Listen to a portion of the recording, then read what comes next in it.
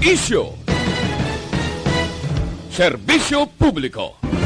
Aksyon Radio! Sa Bacolod, Aksyon Radio. Aksyon Radio!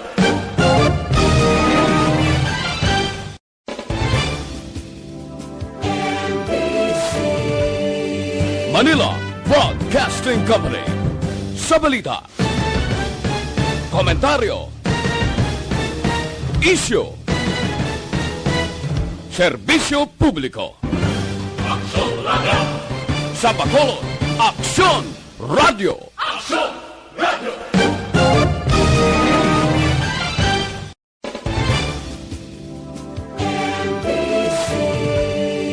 Manila Broadcasting Company. Sa balita, komentaryo, isyu, serbisyo publiko. Aksyon Radio! Sa Bacolod, Aksyon Radio. Aksyon Radio!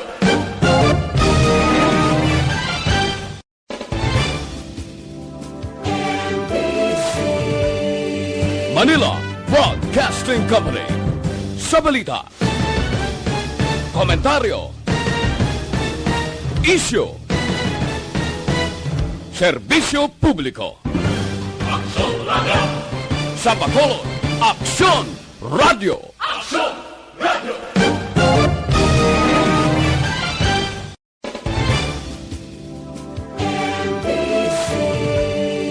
Manila Broadcasting Company. Sa balita, komentaryo, isyu, serbisyo publiko. Aksyon Radio! Sa Bacolod, Aksyon Radio. Aksyon Radio!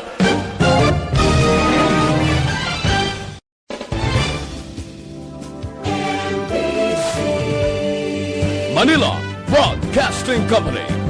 Sa balita, Aksyon Radio Philippine Standard Time, las 6:33. This time.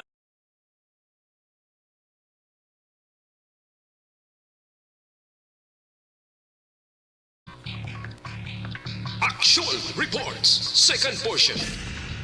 Di kalidad, kag madalong ng mga analisis sa pinakainit na balita sa bilog ng probinsya kag nasyon. Actual Reports, second portion. Patas kag balanse na komentaryo sa mga issues kag mga balita nga nag-aapekto sa mga pumuluyo sa adlaw-adlaw nga tanan. Action Reports, second portion. Upot sa veterano kag respetado nga komentarista. Aksyon Fred Salanga. Karon nga daw Sabado sa 30 na bulan sang Oktobre tuig 2021. Anano ang mga balita nga tun arangkadahon para karon nga adlaw Sabado. Debate, aber pamatian ta kung magilisugot ang mga kandidato sa pagka-presidente. Campaign guidelines ang Comelec sa lokal kag national nga eleksyon release na. Sumarurot gawa ho ang net satisfaction rating ni Presidente Rodrigo Duterte. Ano ang pila ka kabangdanan sini? Ini mga balita kag isyo idulong sa aton sang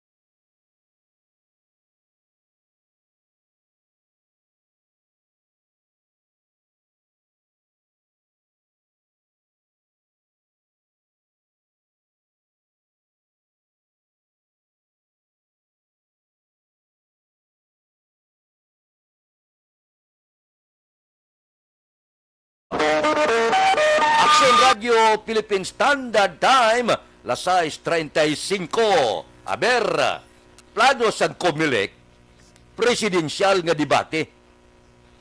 Agod, matagan ko no oportunidad ang pumuluyo nga makilatis, makilala sang lubos ang mga kandidato kag ang ila plataporma di gobyerno. Ini nga plastada manamit ni bantayan kag manami pamatian.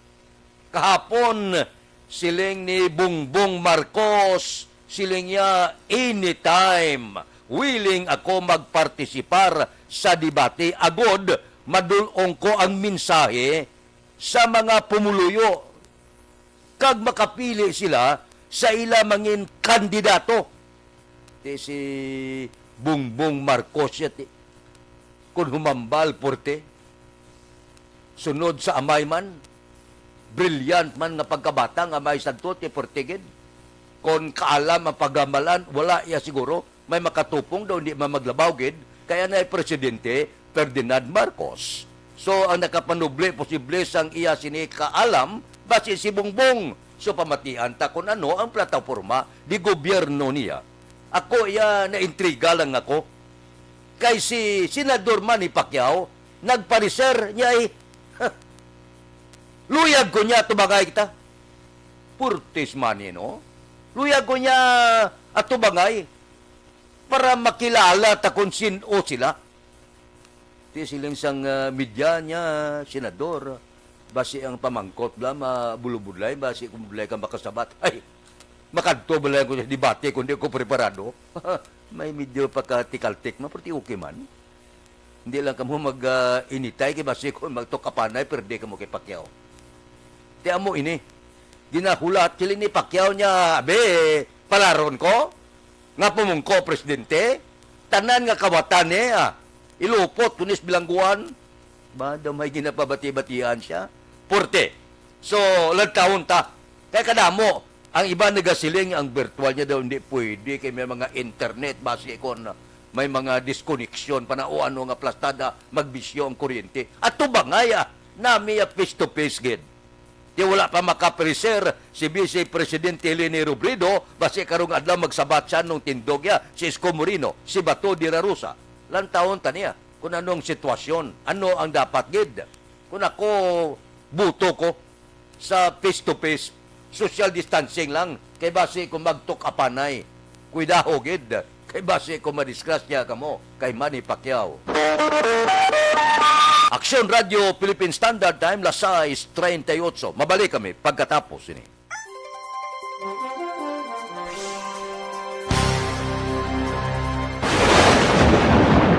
Ang elementary nga evacuation center na concern din baha man. Uy, dati tinagaman apat pumansaka ang tubig. Actually, ko po Yung medyo mataas na ang tubig, so ginaulat natin nga basiwat nga nag-traffic to or nag-traffic dito sa sulod ang continuous rain ang nag-subject sa factor sa pagsaka sa sining tubig sa subong. Kunyo 4/2021 sang formal na ginanunsyo sa pag-asa ang panahon sang tig-ululan o kon rainy season sa Pilipinas. Gani, nauman ang maulan nga panahon umpisa subong tugtog Nobyembre 2021. Ang Pilipinas sa mayroon sang early warning system para mahibaluan ang lakat sang panahon. Gani, wala sang rason nga hindi kita makapreparar karon nga rainy season. Yari ang pila ka mga action tips nga dapat mo may baluan karon nga panahon sang tig-ululan. Kung nagapuyo sa lugar nga masami ginabaha, mag-monitor sa balita para sa anunsyo sang pag-asa sa lakat sang panahon. Isa sa pinakapos nga pamaagi para malikawan nga magsulod ang baha sa balay, among paggamit sang sandbag. Ang sandbag ang isa kasako nga may unod nga balas nga pwede ibutang sa pertahan o kung ginaakyan sang tubig para temporaryo nga makontrol ang pagsulod sang tubig sa inyong nga balay. Antes naman ng rainy season, dapat nakapreparar ka na sa pagkaon, flashlight, pito, kandila, hygiene kit, power bank, transistor radio, importante nga mga dokumento, kag iban pa nga kinahanglanon. Pili ang dapat isulod sa go bag nga dapat ibutang sa isa ka lugar nga mapus kuhaon sa tion nga kinahanglan nga mag-evacuate. Sa tion sa pagbaha dapat butangan sang tape ang saksakan sang mga outlet kag ibutang sa mataas nga mga lugar ang appliances. Kunyara sa evacuation center, dapat man nga ipatuman ang minimum health protocol, face mask, face shield kag social distancing. pagbatok sa COVID-19. Sa panahon sa tig-ululan, dapat man proteksyonan ang ikaayong lawas patok sa bilang mga masakit, kang isang dengue, leptospirosis, cholera, typhoid fever, hepatitis A, influenza, kag iban pa. Nagpanugyan man ang DOH kay pabili ng proper hygiene kay pag-inom sang limpyo nga tubig. Lutuon sang gusto ang pagkaon para malikawan ang contamination. Maghugas sang kamot antes kag pagkatapos ang kaon kag matapos nga mag-usar sang banyo. Likawan man ang paglangoy o kon pagtubog sa baha. Kini sa Aksyon Dale Salazar para sa Action Tips nga nagapahanunggo nga maghalong sa tanan nga tion.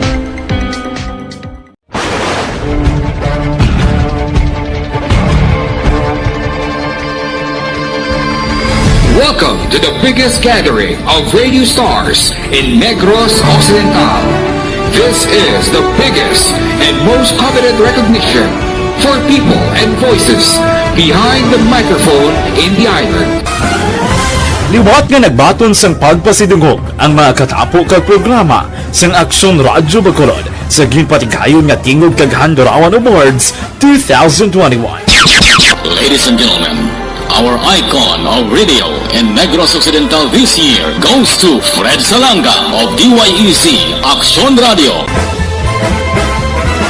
Ginkilala bilang icon of radio in Negros Occidental, si Aksyon Fred Salanga. Anchorman of the Year, si Aksyon Boy Duran. Ladies and gentlemen, for Anchorman of the Year, and the winner is Renato Boy Duran of DYEC Aksyon Radio. Reporter of the Year, si Aksyon Eric Magbanwa. For Best Reporter of the Year. And the winner is Eric Magbanwa of Aksyon Radio Bacolod. Special awards for broadcast engineering, si Aksyon Henry Espolgar. Our Tingog Kaghandurawan Awards Special Awards for Broadcast Engineering. And the winner is Aksyon Radio Philippine Standard Time, las 6:43 ang masunod ga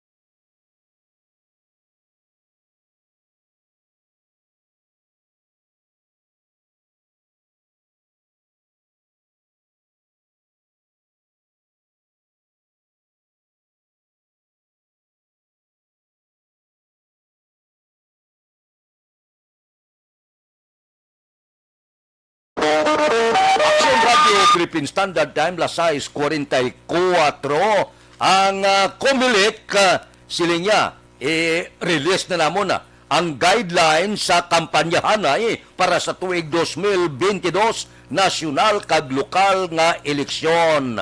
Siling ni James Jimenez, spokesman ini siya sa Comelec, nga ang tanan nga mekanismo, ang tanan nga mga hindi panugutan kagtugutan tunan i-finalize nila, hambalan kag diskusyonan ang pag-enforce o kung pagpapanaog sang penalidad, paano ang penalidad kag kung ano ang violasyon, ano ang ginakonsiderar nga paglapas sa Comelec, kung may ara ginman violasyon, ano ang penalidad. Amo ini karon ang ginatunan sang Comelec.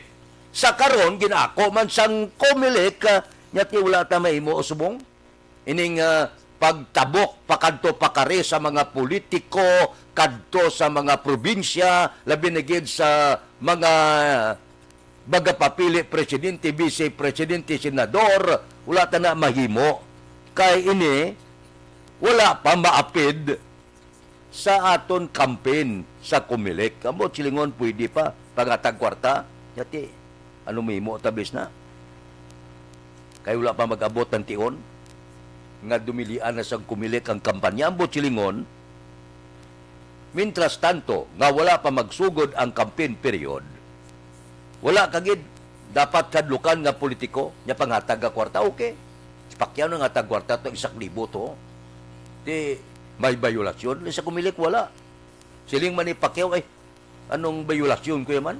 Food packs, kwarta, tig 1,000. Alis ang una, wala pa ko yan naghando magpapili, pangatag na ko yung kwarta. Akalain.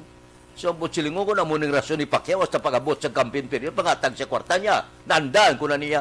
Akalain. Portino ang panghabyog kwarta.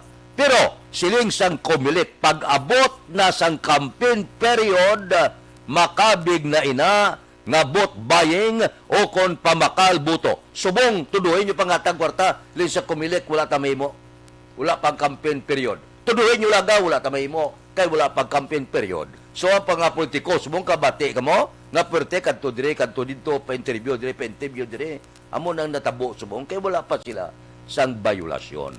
So, ulaton ta kung saan no ipagwa sang kumilik ang mga guidelines para sa eleksyon sa tuig 2022.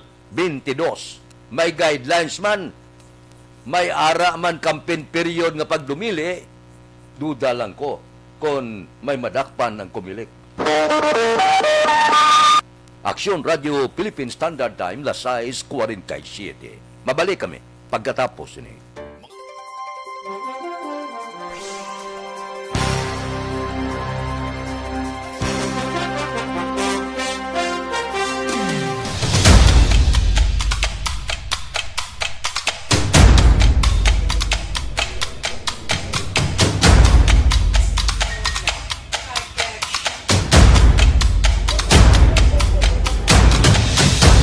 Isa kadako nga pagpanghangkat sa kabuhi sang kada persona ang ipabilin ang iya panindugan sa kabuhi. Bangod sa mga pagtilaw, kabudlayan, kapigaduhon, kagkrisis, madamo ang nagbuya sang ila panindugan sa kabuhi. Tama na! Parang awan nyo na!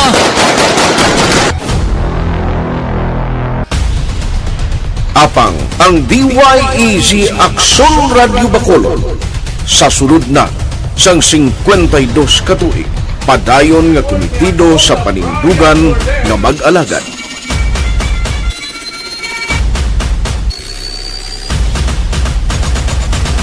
Aksyon Radio Bacolod 52 katuig na nga mabinungahon sa pagtuman sang panindugan nga magdulong sang matuod nga serbisyo publiko, balita kag kalingawan sa radyo.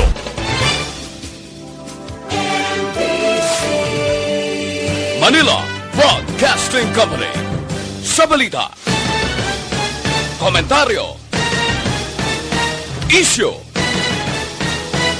serbisyo publiko. Aksyon Radio! Sa Bacolod, Aksyon Radio! Aksyon Radio!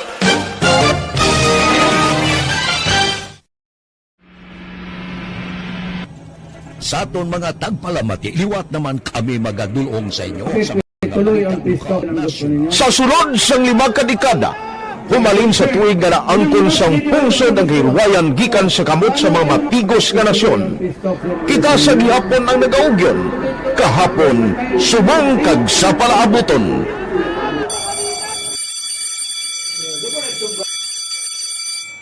Ang Aksyon Radio, so natin lain-lain ang alam mo. Samtang nagalain-lain ang manager sa Manila Broadcasting Company, may ara man niya lain-lain sila nga nagangalan. May ara ngalangan nila. Basta ang naruyagan sa manager ya, ingalan niya na. Nag-una ini siya nakilala dito sa La Carlota. Pagkatapos, yung sa Ilod sa Bacolod, amo na nagtulukaw na ang nagkalain-lain ng mga manager, Boy Robles, ara si Cunipo, naging manager, sila ni Hanggayo, si Johnny Bere, si J.J. Ocampo, kag subong si Miss Nuna Di Maala Magbanwa. Ang sadto magamay nga community radio station ang ginpasira matapos nagpanindugan nga ipalapnag ang kamatuoran kag buligan nga mauntat ang pagpamigos sa katawhan.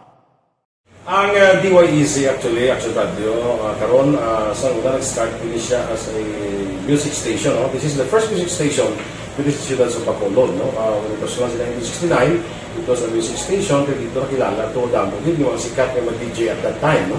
Sa 1986 or 87, ang Aksyon Radio, because of the entry sa mga FM stations, nag-amat-amat na nag-decide to transform itself into a news and public affairs station. No? That's why yung dinay na amat ang namisulod. Ako started as a news writer. So, dito na nag-start sa mga 86-87 ang news and public affairs sa Aksyon Radio Bacolod. No? Bakit sa fire patrolman part because the year nga nagsulod ko, nagdamog ko dito at that time. No?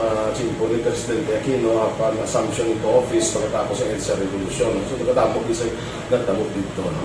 So, that's how Aksyon Radio started as a music station and later as a news and public affairs station.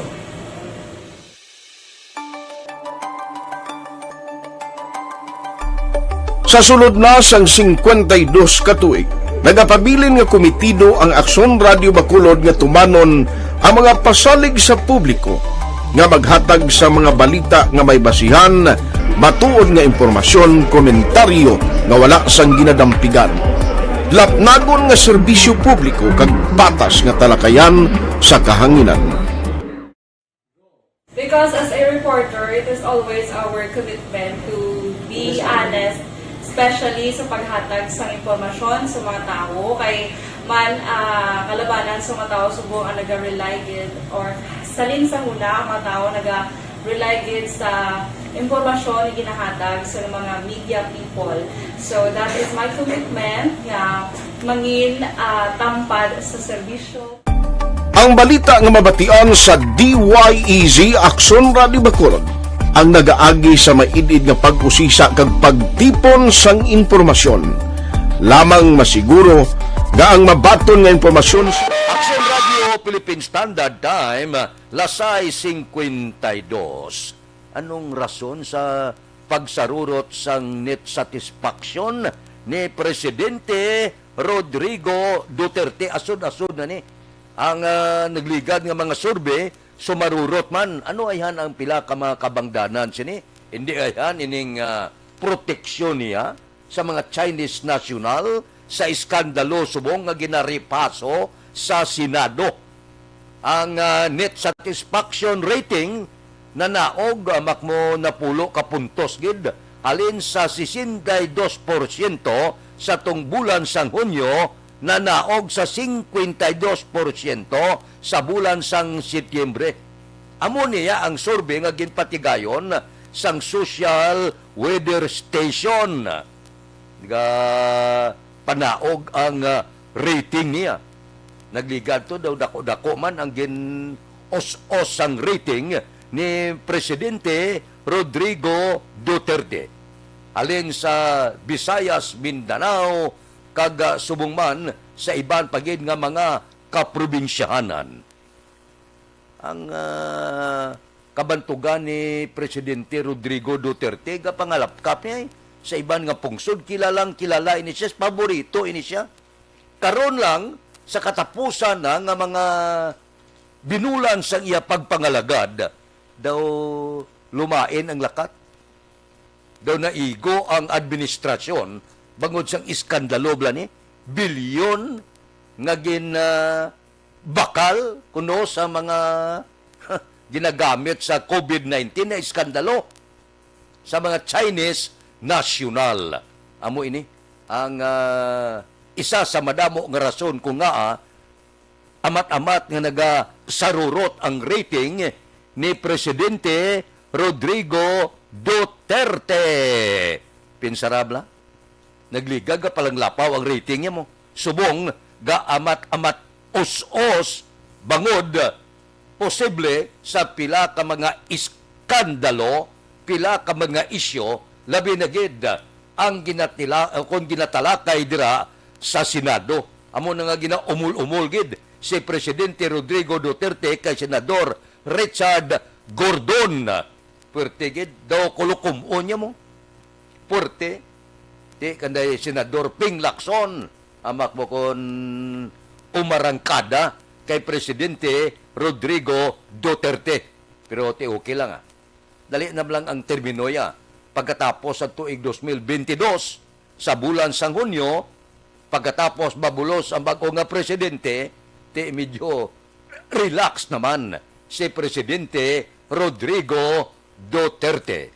Kung magsigi-sigi ini mga isyo, tinginapaabot na ton, Pulse Asia ka man, SWS nga survey ka man, kag kung ano pa man nga survey, sigurado, padayon nga mag-us-os ang satisfaction rating, ang rating, kag subong ang medyo kabantog ni Presidente Rodrigo Duterte ga amat iban ginakit-kit ini sa mga iskandalo kag isyo nga nagaluntad subong sa iya administrasyon.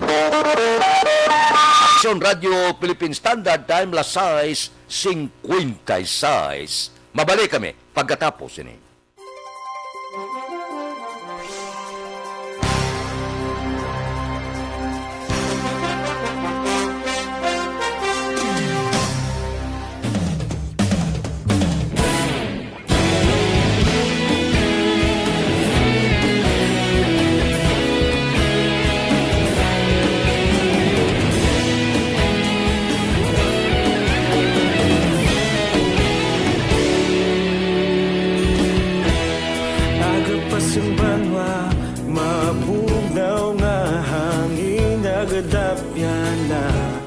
Ikaw nang ginapamatian namon ginasandigan.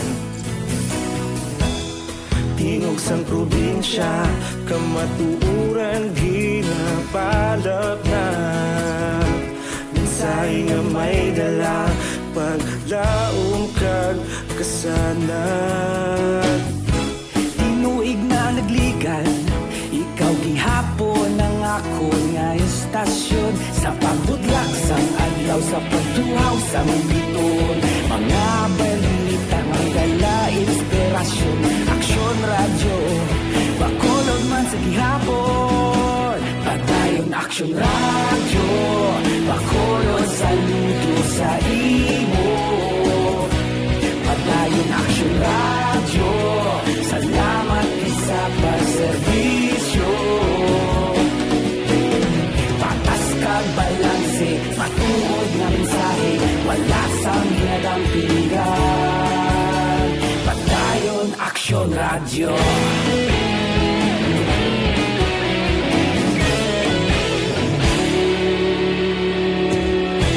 Pagkulong nun kag negrosanon, inyong pamatian. Stasyon nga nagapalaplag sang kamatuuran.